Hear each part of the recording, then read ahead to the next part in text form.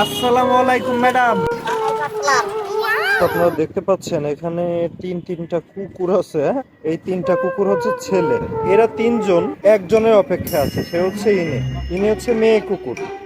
কি অবস্থা? না, ওঠার কোনো প্রয়োজন নেই, তুমি সব আমি রিল্যাক্স রিল্যাক্স রিল্যাক্স। এই তো, ঠিক আছে। আমি তোমার সাথে একটু আলাপ করতে সাক্ষাৎকার নিতে চাইছিলাম। হবে ম্যাডাম?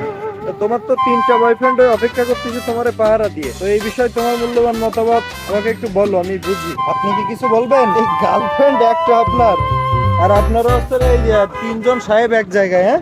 আসলে এ বিষয়ে আমার কিছু বলার নেই, কারণ আমি এখানে আছি, আমার গার্লফ্রেন্ড আছে ওখানে, আর আমার সহপাঠী দুইজন, তারাও আমার একই গার্লফ্রেন্ডের পিছনে ছোটে, এ নিয়ে আমার কোনো মতামত নেই। আপনার কি বিবেক জ্ঞান বলে কোনো জিনিস নেই? আপনি যে আছেন গার্লফ্রেন্ডেই। না, আমার কোনো বিবেকে কাজ করে না, আমার আবেগে কাজ করে। আমি আবেগে ছুটি, বিবেক নিয়ে কাজ করি না। কিছু বলবেন স্যার? আমার গার্লফ্রেন্ড একজন, আপনার বয়ফ্রেন্ড তিনজন, কি বলতে চাচ্ছেন বলেন?